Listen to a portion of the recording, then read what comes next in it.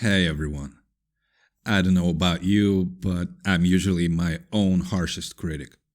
So today I'll take a critical look at the Tortoise in an attempt to find out why it is still not working, and hopefully give it a good kick in the butt. The idea might be good, but the current implementation is definitely flawed. Number 1. The scope is way too big and unmanageable. Binance Futures currently has 355 USDT pairs.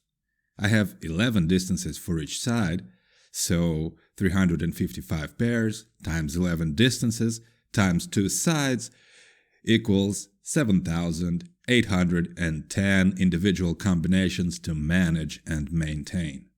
And that's only the test algos. There are almost just as many trade algos. Even with pivot tables and other gymnastics in Excel, by the time I've processed and analyzed the mass of data and promoted the coins, the market's already changed. If you've been following this diary, you know exactly what I'm talking about.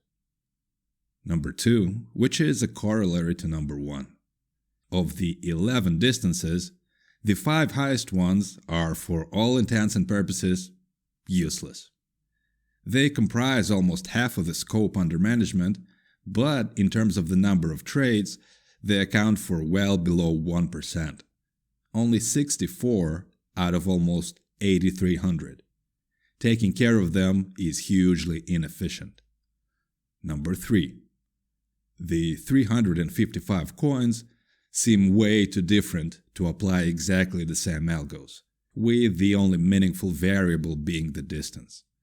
I tried to mitigate this by introducing 24-hour volume filters, and it backfired in several different ways. Number 3.1. Even with the data available, it took me forever to try and define the rules for grouping the coins. I even tried to find out whether the volume data for individual coins follows any sort of normal distribution.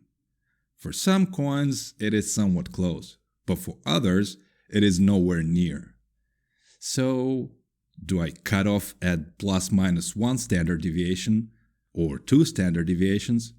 Or these do not apply at all and I should use the Q1 and Q3 quartile rules? While figuring all of this out, I ran into another problem. Number 3.2. With the 24-hour volume filters on, I started getting dramatically less trades and also dramatically less active orders. I put in all that effort to pick the coins, to pick the distances, the sides, and the volumes, and then I get this. Out of all of that, I only have a handful of active orders at any given time. The rest are cut off with filters. It seems like a lot of opportunities are being missed.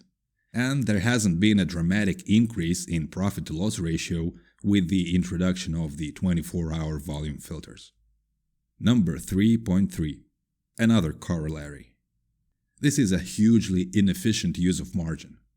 You'd have to keep the order sizes pretty low for the unlikely time where all or most of the orders become active. But most of the time, the ratio of available to frozen margin makes me cry. Number 4. Too many coins means too much waste of limited resources. For comparison, let's look at my good old high Bitcoin strategy.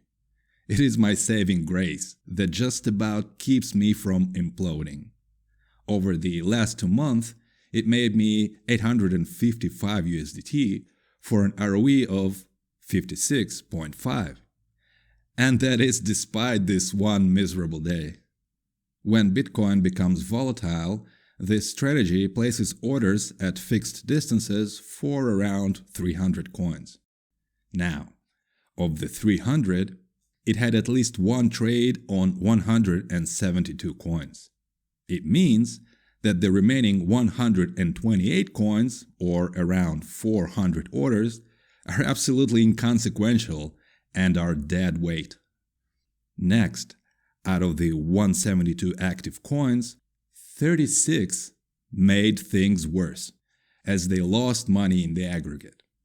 So we're left with 136 coins that did no harm.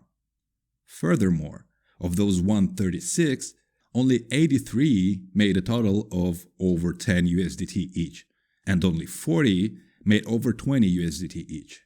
So, depending on the cutoff, only between 13 and 27% of coins made any sort of meaningful contribution to the overall P&L. At least 73% of the margin is either dead, making things worse, or completely inconsequential. No matter how civilization advances, the 120-year-old Pareto principle is still as valid as ever. Next, with my average order size being around 1500 USDT, I imagine I could get rid of 73% of waste and reinvest it into what actually matters. I could double or even triple my order size. And on top of that, the high Bitcoin strategy is as dumb as a box of rocks and requires almost zero maintenance, which is drastically different from the current implementation of the Tortoise.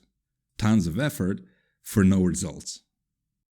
So, as it stands, the Tortoise is unfocused, too big, too unwieldy, too slow to react, and inefficient for my limited mental and physical resources.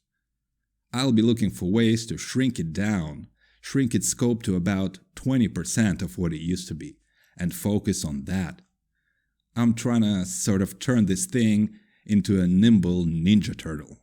I hope and pray that the 20% that I'm going to focus on are the right 20%.